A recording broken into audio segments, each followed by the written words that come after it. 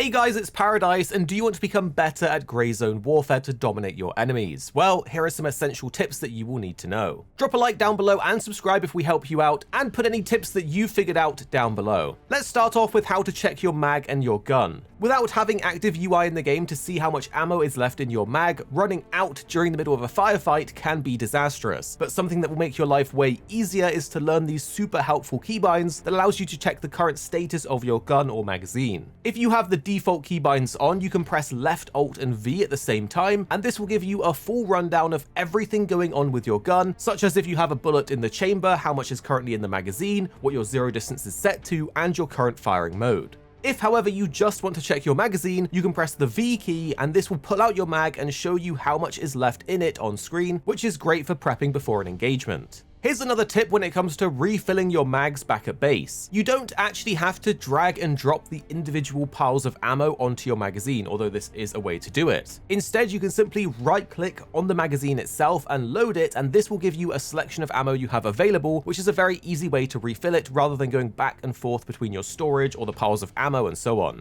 This same method actually works for unloading your magazine, which can be good if you're out in the field and you have a bunch of half-full mags. You could unload and then load them into one so you have a full mag, meaning you can shoot for longer. Now, with a big map like Grey Zone has, knowing where you're going is half of the fight, and one of the things that we wanted to share is a tip that's really helped us out a lot, as there is actually an easy way to open up the different versions of the map. If you just want to open up the minimap during your gameplay, you can just tap M on your keyboard, and this will open up a quick map that zooms in on your screen to the side. If, however, you want to go to the big map very quickly, you can actually just hold down M, and this is great for spotting points of interest or to see what's going on around your location, as well as calling in helicopters so you can return to base or leave base. So basically, you can open up a small map by pressing M, and you can open up the big map by holding M. And talking about looking around, something that you may be yearning to do if you've played other games such as Arma is the ability to look around while walking in a single direction. In Arma games, this was usually bound to the Alt key, but in Grey Zone Warfare, this is done by pressing down the middle mouse button, making you a bit more situationally aware as you're walking towards your objective, but you can actually still look around you without wasting time.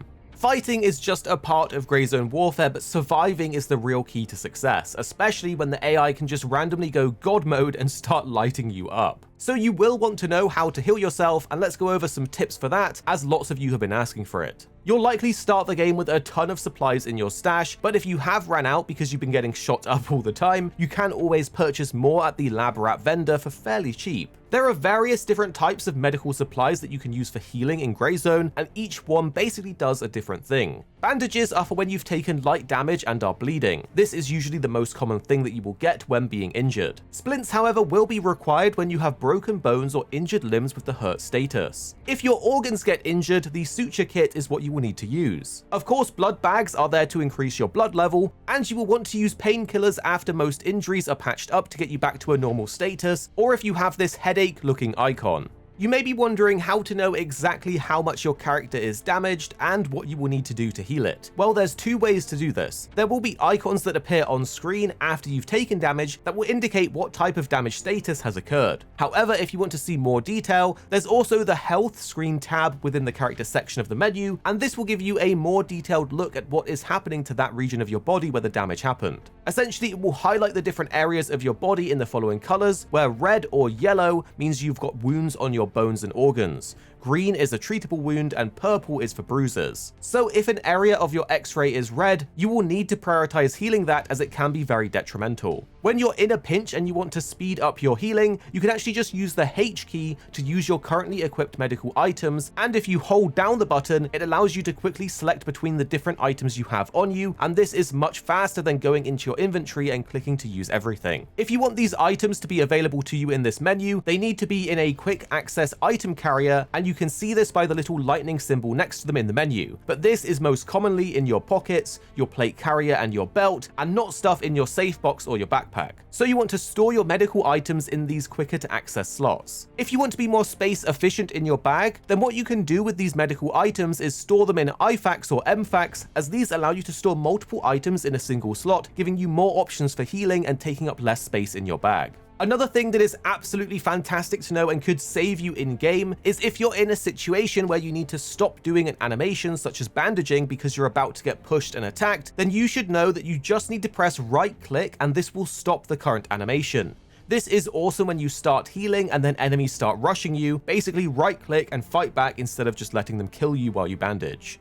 A great thing to get in the habit of doing is picking up enemy weapons, because not only are they good to use in a pinch, but you can actually sell them for money back at your home base to the vendors. It's super easy to store these weapons as you can put them in a separate slot on your bag, so nothing's really lost here and it's an extra piece of loot to keep for later or sell. On this topic, if you are looking for enemies to farm, it's worthwhile information to know that they actually respawn on a 15-minute timer. That being said, they can respawn around you if you're in the zone where they happen to respawn, so it might be best to not just chill in an area with a bunch of dead bodies because they could just come back for revenge. As you will quickly learn, taking out enemies with headshots is your best bet in Grey Zone Warfare, as some enemies can be really tanky depending on which ammo type you're using and where you actually hit them on their body. If you haven't figured it out, you can actually steady your aim by holding down the left alt button. This works incredibly well with sights such as ACOGs or ones with higher magnifications, so test this out if you haven't already, because it will save you a bunch of ammo and enable you to hit your shots accurately.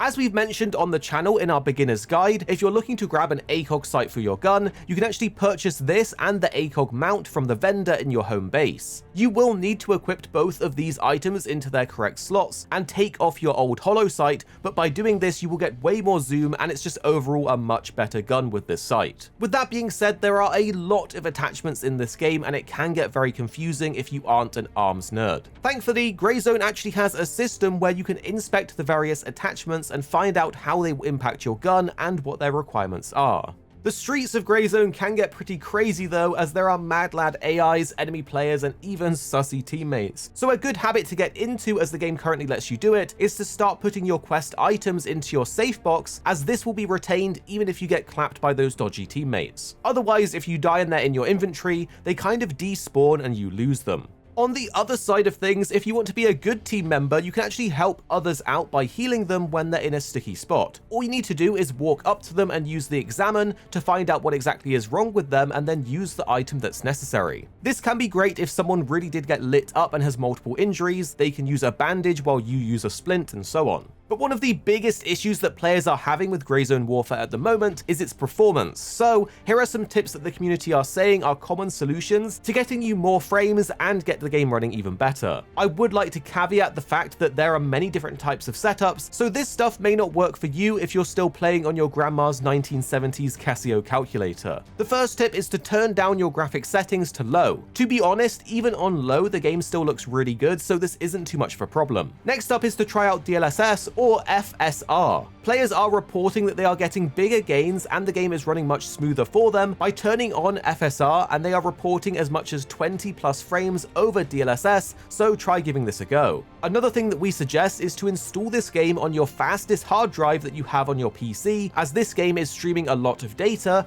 and this could be causing some hitching for you. So it's time to upgrade to an NVMe SSD and install it on that. Here are the settings that we are currently using if you want to copy them, and these settings have actually stopped us personally from crashing all of the time. We also run this in windowed full screen rather than full screen mode, because for some reason for us the game seems to run better in full screen windowed, although that doesn't make a lot of sense as usually full screen is better. Next up is one if you're having storage problems and if you're completing missions you want to get all of those goodies. So a trick that you can do, and Tarkov players will be very familiar with this one, is to stack backpacks in your stash to reduce the space required. So it's time to start stacking. Share any extra tips that you've discovered down below so we can all learn together as a community, and drop a like if we helped you out with all of these tips. Make sure to subscribe down below for more daily gaming videos, news, and guides.